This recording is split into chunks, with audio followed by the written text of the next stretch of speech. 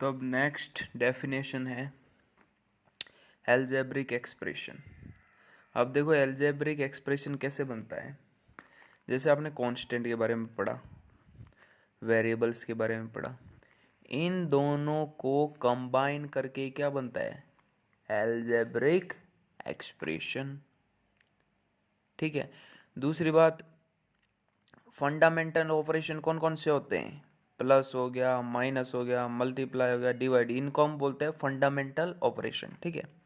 तो algebraic expression क्या होता है, देखो लिखा है, a combination of constants and variables connected by some or all of the four fundamental operation plus minus multiply and divide is called algebraic expression।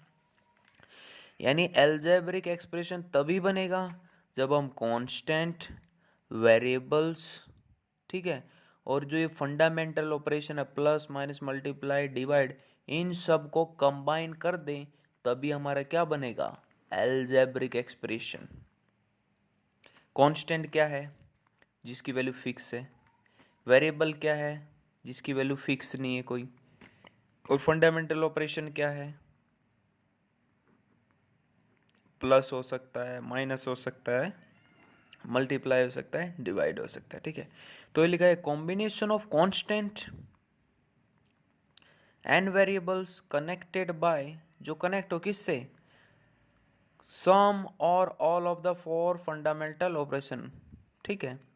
जैसे plus minus multiply and divide is called algebraic expression. देखो अब जैसे मैंने बोला ये एक algebraic expression, आपके मन में क्वेश्चन उठा कि कैसे, ये बताओ इसमें कांस्टेंट है, हाँ है, क्या इसमें वेरिएबल है, हाँ है, कौन कौन सा, x और कौन सा y। ठीक है। क्या कांस्टेंट और वेरिएबल को हमने प्लस और माइनस इन सब से कनेक्ट किया है, फोर फंडामेंटल ऑपरेशन से, बोले हाँ है। तो ये जो सभी को कंबाइन करके जो बना, यही क्या है, एक एल्जेब्रिक एक्सप्रेशन। ठीक है। एल्जेब्रिक एक्सप्रेशन यानी जिसमें कांस्टेंट हो, वेरिएबल हो और फोर फंडामेंटल ऑपरेशन का यूज करके जो भी ये बनेगा वो क्या है, एल्जेब्रिक एक्सप्रेशन। ठीक है। अब देखो यहाँ 2 कांस्टेंट है और यहाँ 3 कांस्टेंट है और यहाँ 4 कांस्टेंट है। ठीक है। लेकिन x यहाँ वेरिएबल है और y यहाँ वेरिएबल, क्योंकि x y की वैल्यू कुछ भी हो सकती है। ठीक है।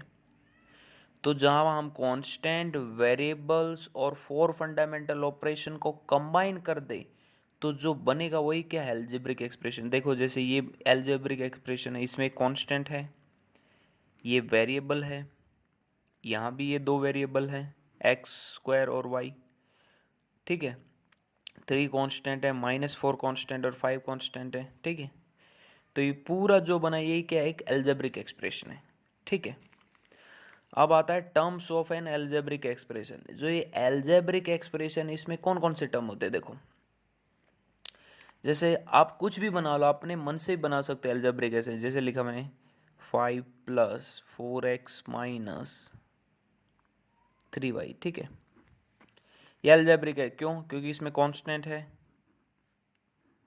हाँ है, इसमें वेरिएबल है, हाँ है, क्या इसमें फंडामेंटल ऑपरेशन यूज हो रहे हैं, किसके लिए, कंबाइन करने के लिए, प्लस माइनस। अब ये बताओ, मान लो 2 चीज़ों को आपको जोड़ना है।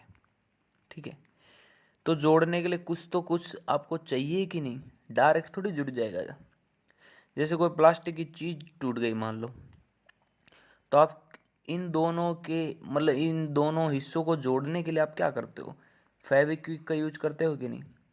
तो जस्ट लाइक एल्जेब्रिक एक्सप्रेशन है, कोई भी चीज़ों को जोड़ने के लिए जो यूज होते हैं ऑपरेशन कौन कौन से, प्लस हो सकता है, माइनस, मल्टीप्लाई, डिवाइड। ठीक है।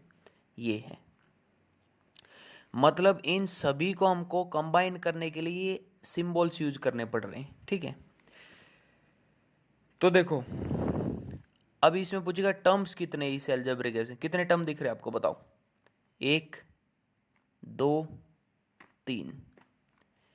क्योंकि इन दोनों को कौन सेपरेट कर रहा है, इसको और इसको सेपरेट कौन कर रहा है, ये प्लस सेपरेट कर रहा है। ठीक है। तो ये एक टर्म हो गया, दूसरा एक टर्म हो गया, 2 हो गए। ठीक है। ये पूरा एक टर्म गिना जाएगा पूरा। दूसरा इन दोनों को, इन दोनों को कौन सेपरेट करे, ये माइनस, ठीक है। ये पहले हमने काउंट कर लिया तो बचा क्या, यही। तो मतलब 1 2 3 टोटल कितने हैं, 3 टर्म्स है इसमें, ठीक है। वही लिखा है देखो नीचे, the different parts of the algebraic expression separated by the sign plus और minus are called terms of the expression. यानी जो अलग अलग पार्ट है एल्जेब्रिक एक्सप्रेशन के, जो सेपरेट हुए किससे, प्लस से, माइनस से, किसी से भी, तो वही क्या है, टर्म्स है। तो देखो ये प्लस से और ये माइनस से अलग अलग जो इसके ये हैं, ये सेपरेट हुए हैं कि नहीं, तो ये क्या है, इसके टर्म्स है। जैसे ये एक टर्म हो गया, ये एक टर्म हो गया, ये एक टर्म हो गया, क्यों, क्योंकि इन दोनों को सेपरेट किसने किया, प्लस ने, इन दोनों को सेपरेट किसने किया, माइनस ने। तो देखो ये एक टर्म, दूसरा एक टर्म, ये तीसरा एक टर्म, टोटल इसमें 3 टर्म है, ठीक है। अब आप एक चीज़ समझ लेना, 4x का मतलब क्या होता है, 4x का मतलब है 4 मल्टीप्लाई एक्स, ये याद रखना। केवल जहाँ पर ऐसा 4x लिखा है इसका मतलब 4 मल्टीप्लाई एक्स, 3y लिखा है इसका मतलब 3 मल्टीप्लाई वाई, 3z लिखा है इसका मतलब 3 मल्टीप्लाई z, ठीक है। ये इसका मतलब है। अब यहाँ पे 4x का मतलब क्या, 4 मल्टीप्लाई एक्स, 3y का मतलब 3 मल्टीप्लाई वाई, ठीक है।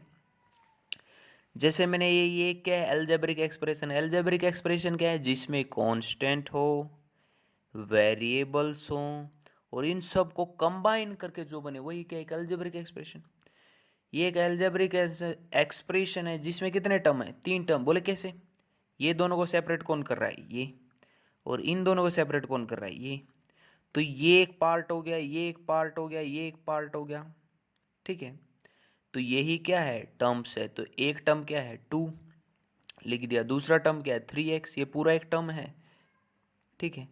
और तीसरा टर्म कौन सा है, -4y, ठीक है, ये भी एक टर्म है, ठीक है। दूसरा एल्जेब्रिक एक्सप्रेशन का एग्जांपल देखो, ये एक एल्जेब्रिक एक्सप्रेशन क्योंकि इसमें कांस्टेंट है x और ये y, ये सभी क्या है, वेरिएबल्स हैं। और दूसरा प्लस माइनस का यूज करके हमने कॉम्बिनेशन बनाया है, ठीक है। अब इसमें बोलो कितने कांस्टेंट टर्म है, आपको पूछेंगे आगे जाके, क्वेश्चन आएंगे। तो देखो भैया ये दोनों चीज़ों को कौन अलग कर रहा है, ये माइनस आ गया बीच में तभी ये दोनों अलग हुए। ये माइनस नहीं आता ना तो ये दोनों अलग नहीं होते, एक साथ में होते। बोले हम दोनों को अलग किसने किया, बोले ये माइनस ने अलग कर दिया। बोले हम दोनों को अलग किसने किया, बोले ये प्लस ने अलग कर दिया। बोले प्लस नहीं आता ना बीच में तो हम दोनों एक साथ में होते हैं। तो मतलब ये एक टर्म हो गया, ये पूरा एक टर्म हो गया, ठीक है। फिर ये पूरा एक टर्म हो गया, ठीक है। तो इसमें टोटल कितने टर्म है, 3, 5 -4x प्लस 3x² y, वो लिखा है। Is an algebraic expression consisting of 3 terms namely 5 -4x and 3x² y। देखो x² का मतलब क्या होता है, x मल्टीप्लाई x, x की पावर 2 का मतलब x को 2 बार मल्टीप्लाई करना, 1 2, ठीक है। तो देखो टर्म्स कितने हो गए, कैसे काउंट करोगे आप, बोले हम दोनों को सेपरेट किसने किया, बोले इसने। बोले हम दोनों को सेपरेट किसने किया, बोले इसने।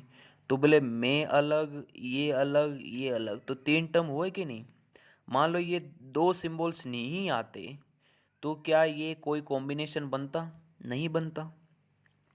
तो मतलब इसमें कितने टर्म है, 1 2 3, यानी इन 2 सिंबल्स का हमने यूज किया इन 3 टर्म्स को कंबाइन करने के लिए। ये मान लो ये 2 सिंबल्स नहीं आते यहाँ पर माइनस और प्लस तो ये पूरा एक ही होता, लेकिन यहाँ पर माइनस आ गया, यहाँ पे प्लस आ गया, इसलिए एक ये क्या बन गया, एक एल्जेब्रिक एक्सप्रेशन बन गया, ठीक है।